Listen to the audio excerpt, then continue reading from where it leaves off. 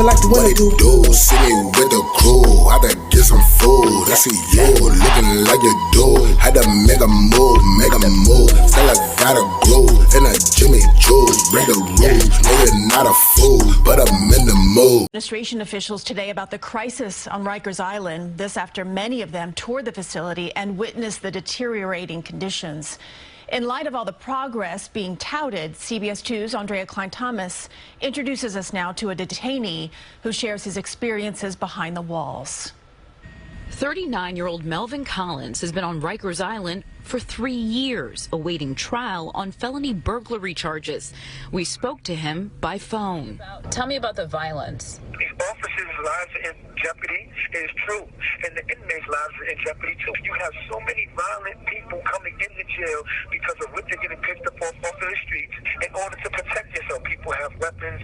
You hear the desperation in his voice. Collins is on suicide watch. I'm not a violent person. I've gotten jumped. I've gotten sexually assaulted. I've gotten stabbed in my face to the point where I had 13 stitches in my face. Friday, Mayor de Blasio's administration outlined progress being made in front of the State Assembly's Correction Committee, while calling on the courts to take up more cases. Rikers Island is not a prison, but is being asked to function as one. 400 detainees have left the city jail in the last 2 weeks between the transfer of inmates to state facilities and the release of nonviolent parolees.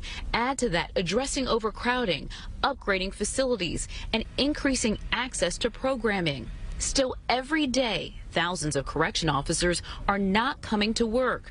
A shortage, the commissioner said, is contributing to an alarming rise in suicides. But I would say it's a mix of our inability to be staffed the way we should be and some natural cause deaths. This hurts so bad to know that young people are dying in our system when they should be getting help. Advocates held a rally and blocked traffic to send a message to district attorneys and judges to stop sending people to Rikers Island while knowing the dangerous conditions. Meantime, behind the walls, Melvin Collins calls his aunt.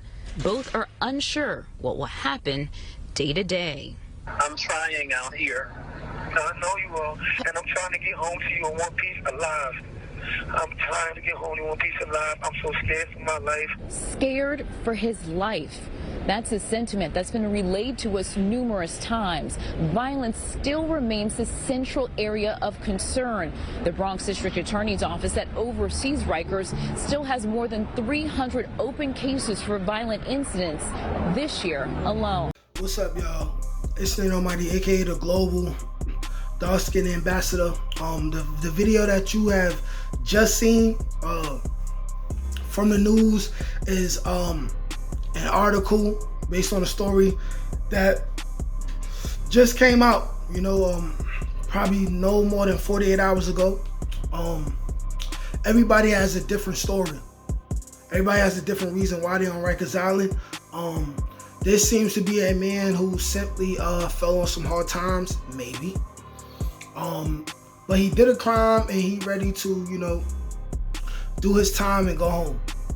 But, the situations in Rikers Island are becoming more dire and dire by the moment.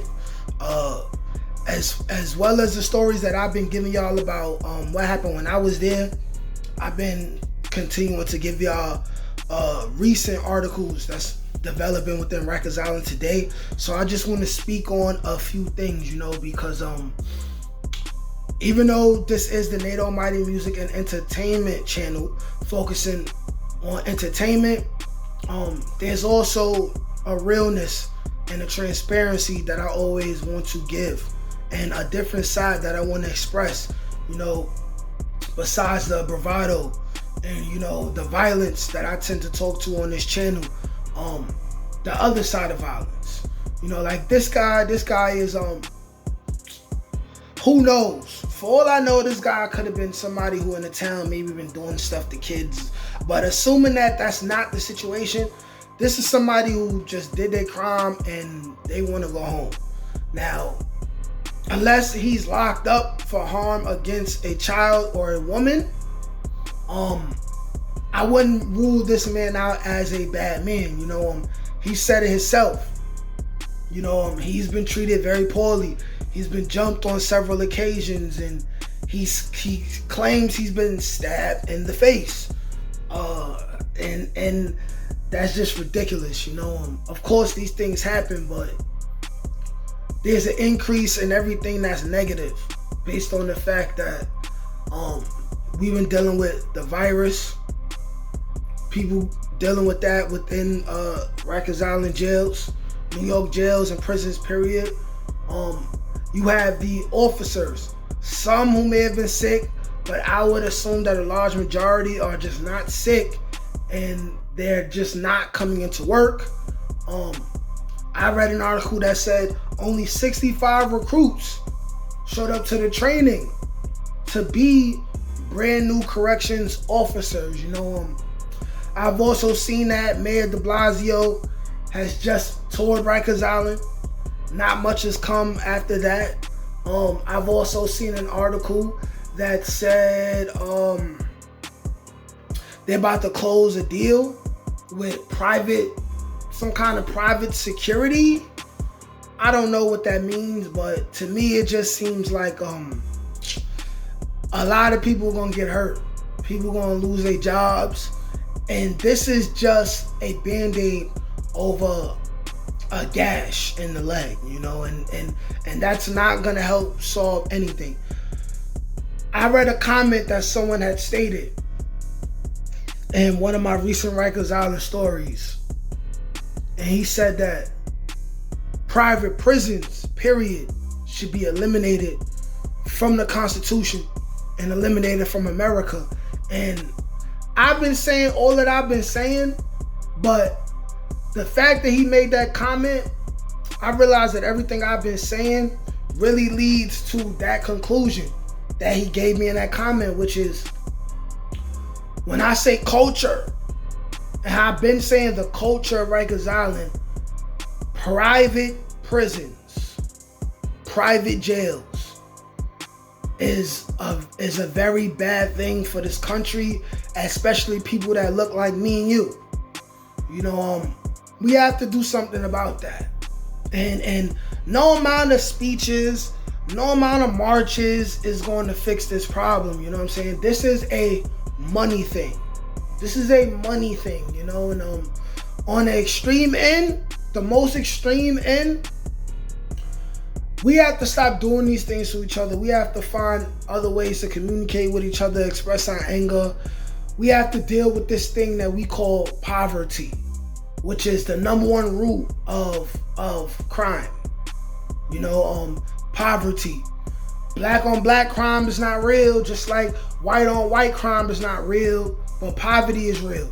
And whether you white, black, Mexican, Chinese, El Salvadorian, wherever the hell you are, you're gonna commit crimes based on the people that are closest to you.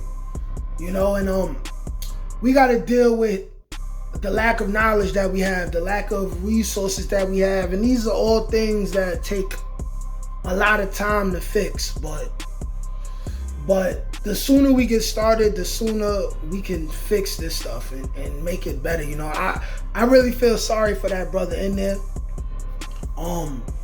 You know, he's surrounded by, you know, all different types of gang members, gang sets, and gang initiations, and like, I've been there.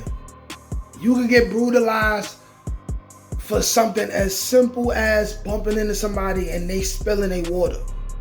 You know, you could get a slashing across your face for that. You know, this is, if you watching this and you haven't been to jail before, learn from this, because you could easily be like me. You could easily be like me and be a felon, or you could be like the man at the beginning of this video, you know, who says he's terrified and scared for his life. You know, he's been attacked, he's in mental health, you know, and who knows if he, like, you know, a lot of people go on mental health just because, you know, they don't want to be picked on and bullied and you know, they rather not go to battle with a bunch of oppressors and gang members, you know what I'm saying, and potentially be killed And there's climate on Rikers Island, you know. There's a lot of drug overdoses, you know. People have been hanging themselves because they can't take the pressure or whatever's going on inside of that place, you know. There's a lot of sad stuff going on, and we got to think about, you know, the people who've lost their lives, the 12 people within the last year. You have to think about the people who attempted to take their own lives. You have to think about the daughters, the mothers, the wives, the baby mothers, you know, the uncles, you know, the brothers, sisters of these men who are in here, you know. Not all these people are bad, you know. Some of these people are just like me, you know, good people at heart, you know. Sometimes maybe the criminal lifestyle just drew them in, or maybe they were low on cash and in a desperate attempt to make money, they made a decision that was going to cost them a couple years and maybe a couple months, you know. These private prisons, these private jails were not made to rehabilitate anyone. And at the end of the day, we have to question our humanity if we keep on letting these type of things go on, you know. We really have to question our humanity, you know. These private prisons and jails, this intricate system that they have is designed to make money. Just like Big Pharma and every other large institution, you know, they're not in the business of healing people, you know. There's a lot of studies that show that a typical change in diet could affect someone's behavior and make somebody more peaceful and positive, you know. There's studies that show a rise in electrical vibration in the body. When you alkalize your body, could change your thoughts. It could change the way you live your life, you know. And you know, of course, this would affect different people different ways, but there's studies that have proven that musical tones and vibrations could change somebody's mood and change someone's health, and maybe with mental health it can help people, you know. There's a lot of other things that we haven't tried, you know, than just locking somebody up and throwing them to the wolves like they're less than humans, you know.